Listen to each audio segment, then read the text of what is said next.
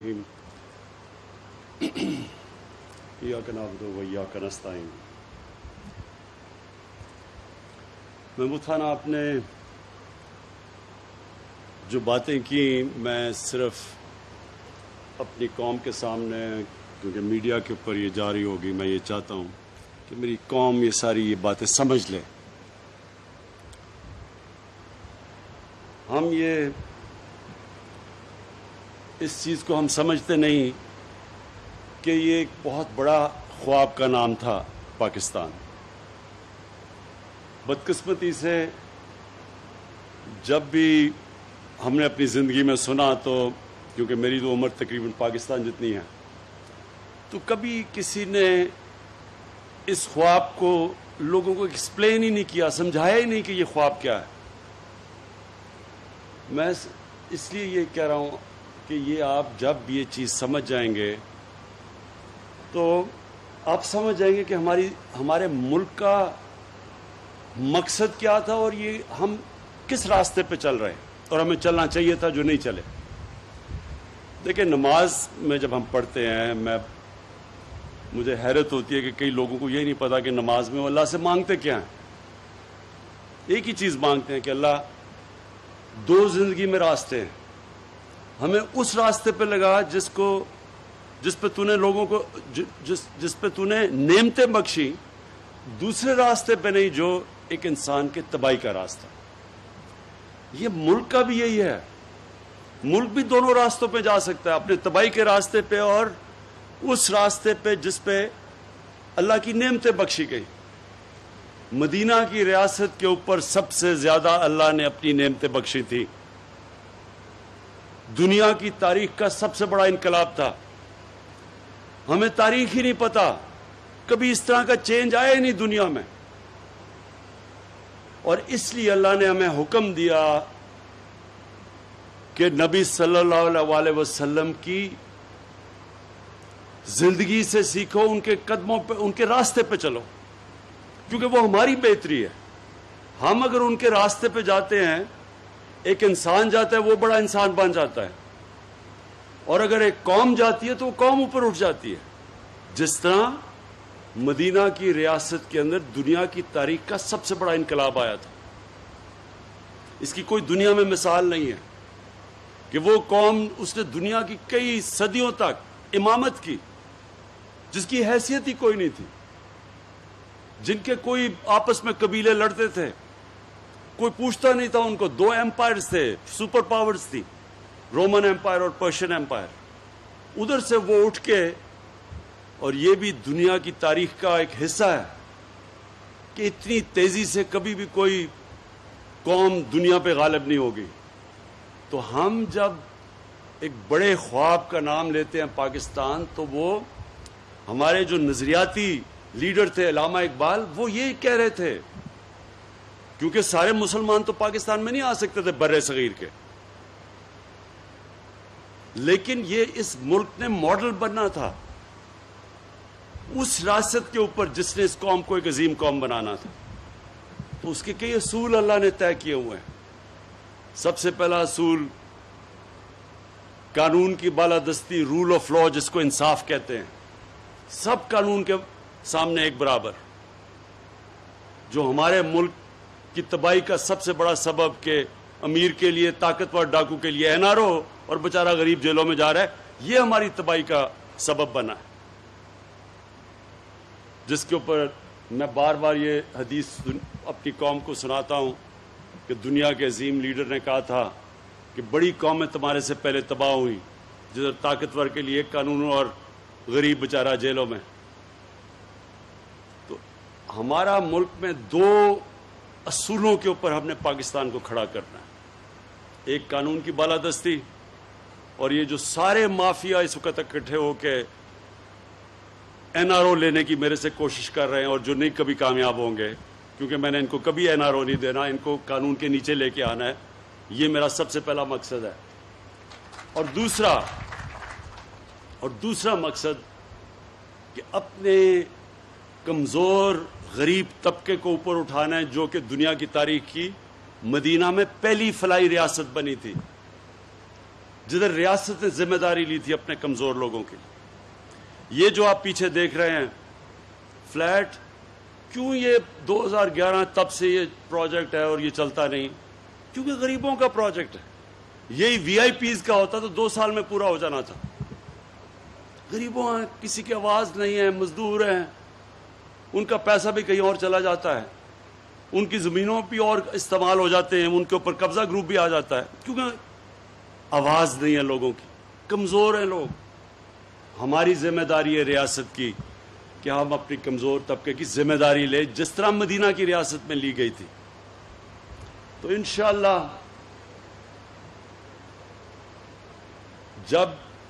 جب بھی ہمارا ٹائم ختم ہوگا، یہ 5 سال ختم ہوں گے، میں یہ دیکھنا چاہتا ہوں کہ پاکستان میں یہ نہیں میں دیکھنا چاہتا کہ امیر کیسے رہ رہا ہے، میں یہ دیکھنا چاہتا ہوں کہ ہمارا کمزور طبقہ، اس کو ہم نے کیسے اوپر اٹھایا ہے.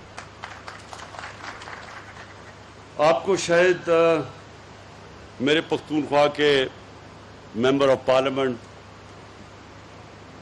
میرے chief minister, governor, ministers, MPs, شاید آپ کو اس چیز کا نہیں پتا کہ پختونخوا کے لوگوں نے آپ کی پارٹی کو 2/3 اکثریت دی کیوں، جبکہ وہ کبھی دوسری باری نہیں دیتے کسی کو. ایک باری دیتے ہیں لوگوں کو، دوسری باری میں ایک وہ گیا تو دوسرے کو پھر چانس دیتے ہیں. تو کیوں 2/3 اکثریت دی؟ یونائٹڈ نیشنز UNDP کی ایک رپورٹ ہے یونائٹڈ نیشنز کی، وہ بھی انہوں نے شائع کی ہے. 2013 کے بعد سارے پاکستان کے صوبوں میں جس صوبے کے اندر سب سے تیزی سے غربت کم کی گئی وہ پختونخوا تھا. جس صوبے میں، دوسری چیز، سب سے تیزی سے امیر غریب میں جو فاصلہ تھا وہ کم کیا گیا وہ پختونخوا تھا. اور تیسری چیز UNDP کی رپورٹ میں آئی کہ جس صوبے میں سب سے زیادہ ہیومن ڈیولپمنٹ ہوئی، انسانوں کے اوپر سرمایہ کاری کی گئی، وہ پختونخوا تھا. اس لیے پختونخوا کے باشعور لوگوں نے 2/3 اکثریت دی ہمیں. مجھے تب بھی میں سنتا تھا جی کدھر ہے نیا پختونخوا، بڑے بڑے وہاں سے آتے تھے پنجاب کے وہ پولیٹیشین جو آج دم دبا کے لنڈن میں بھاگے ہوئے ہیں اپنا پیسہ بچانے کے لیے اور قانون سے بچنے کے لیے. زیادہ دیر نہیں بچے گا انشاءاللہ، ان کو ہم واپس لے کے آئیں گے، فکر نہ کریں گے. تو یہ یہاں آ کے کہتے تھے کدھر ہے نیا پختونخوا، کیونکہ ان کو تو عادت پڑی ہوئی تھی کہ صرف بڑے بڑے امیر کو امیر کر دو. ان کو تو پتہ ہی نہیں تھا کہ نیچے کیا ہو رہا ہے، کتنا بڑا انقلاب آ رہا ہے. اور انشاءاللہ اس باری جب ہمارے 5 سال مکمل ہوں گے تو جو انقلاب آئے گا وہ سب سے پہلے صحت کا انقلاب. یہ جو ہیلتھ کارڈ ہے، اور میں خراج تحسین پیش کرتا ہوں سب سے پہلے جو صوبہ جس نے سب سے پہلے یونیورسل ہیلتھ کوریج کی، مطلب کہ سارے شہریوں کو کور کیا ہیلتھ انشورنس سے، وہ پاکستان کی تاریخ میں وہ صوبہ. اور آپ کو اس کا اعزاز جاتا ہے محمود خان کہ آپ نے سارے صوبے کے لوگوں کو کور کیا. اور آئی ڈی کارڈ جو آپ کا ہے، ایک پختونخوا کے شہری کا آئی ڈی کارڈ کا مطلب کہ اس کا خاندان کو ہیلتھ کوریج پوری مل گئی ہے 10 لاکھ روپے کی. اور اس سے آپ دیکھیں گے کہ پرائیویٹ سیکٹر اب ہسپتال بنائے گا. ہو سکتا ہے کہ آپ کو یہاں محمود خان پیسہ ہی نہ خرچ کرنا پڑے، پرائیویٹ سیکٹر آ کے یہاں ہسپتال لگا دے. آپ پرائیویٹ سیکٹر کو اب زمین دے دیں. صرف پرابلم یہ ہوتا ہے کہ زمین کی شہروں میں اتنی زیادہ قیمتیں ہیں کہ وہ ہسپتال بناتے ہوئے وہ ڈرتے ہیں. تو اگر آپ نے ان کی کنسیشن پہ یہاں زمین دے دی تو پرائیویٹ سیکٹر، کیونکہ اب تو سب کے پاس ہیلتھ کارڈ ہے، تو سب پہلے تو یہ تھا نا جی غریب علاقوں میں جاتا کوئی نہیں تھا پرائیویٹ سیکٹر میں، اب تو ساروں کے پاس ہیلتھ کارڈ ہے. کہیں بھی گاؤں میں بھی اب ہسپتال بن سکتے ہیں، پرائیویٹ سیکٹر آئے گا تو ہو سکتا ہے گورنمنٹ کے آپ کو پیسے نہ لگانے پڑے یہاں. اور دوسری چیز، یہ جو ہاؤسنگ کی میں نے بات کی، یہ پہلی دفعہ انشاءاللہ پاکستان میں بڑی مشکلوں سے ہم نے سارے قانون اور رکاوٹیں دور کرتے ہوئے یہ جو عام مزدوروں کے لیے گھر، عام لوگوں کے لیے، ویلڈر کے لیے، مکینک کے لیے، جو آج تک کبھی گھر سوچ ہی نہیں سکتے تھے کہ ان کو اپنے سر پہ چھت ملے گی، یہ ان لوگوں کے لیے پہلی دفعہ پاکستان میں اب وہ ہم نے وہ رکاوٹیں ختم کی ہیں کہ اب بینک پیسے دیں گے کہ وہ اب عام آدمی اپنے لیے بینک سے قرضہ لے کے اور وہ گھر بنا سکے. تو انشاءاللہ مجھے یہ جو آپ کا پتہ چلا کہ 5 سال میں وہ جو آپ اس وقت کہا جا رہا ہے کہ 5 سال میں پوری قسطیں کریں, وہ انشاءاللہ ہم آپ کی قسطیں لمبی کر دیں گے تاکہ زیادہ بوجھ, یعنی کہ ایک آدمی جتنا گھر کا کرایہ دیتا ہے اتنی قسط ہونی چاہیے تاکہ وہ قسط بجائے کرائے پہ جائے وہ قسط دے اور اپنا اس کا گھر ہو جائے. تو انشاءاللہ وہ میں اس کا پورا کروں گا. اور وہ جو آپ نے باقی آپ کی زمینیں پڑی ہوئی ہیں, جو لیبر کی زمینیں پڑی ہوئی ہیں, میں نیا پاکستان ہاؤسنگ کو خاص طور پہ جا کے آج ہی بلکہ کل پہنچ کے میں آفس میں تاکید کروں گا کہ آپ کے ساتھ بیٹھ کے ایک پارٹنرشپ کریں تاکہ یہ جو جتنے بھی آپ کے یہاں ہم کنسٹرکشن شروع کر سکیں اور مزدوروں کے گھروں پہ, تاکہ ساری جگہ کام شروع ہو جائے. تو وہ بھی انشاءاللہ میں آپ کے لیے کر دوں گا. اور آخر میں مجھے جو سب سے زیادہ خوشی ہوئی وہ یہ کہ میں 2 سال پہلے آ کے گراؤنڈ بریکنگ کی تھی ممند ڈیم کی. تو آج جب میں نے وہ جو ممند ڈیم دیکھی ہے, ماشاءاللہ وہ پورا کرونا کے باوجود پورا اس کے اوپر کام ہو رہا ہے اور 2025 میں یہ ڈیم بن جائے گی. اور اس ڈیم سے 17,000 ایکڑ زمین مزید پشاور کے علاقے میں اس کے اوپر سیراب ہو جائے گی, اس کے لیے پانی ہو جائے گا. پشاور کے لیے 300 ملین گیلن کا پانی آ جائے گا کیونکہ پشاور کا پانی نیچے جا رہا ہے.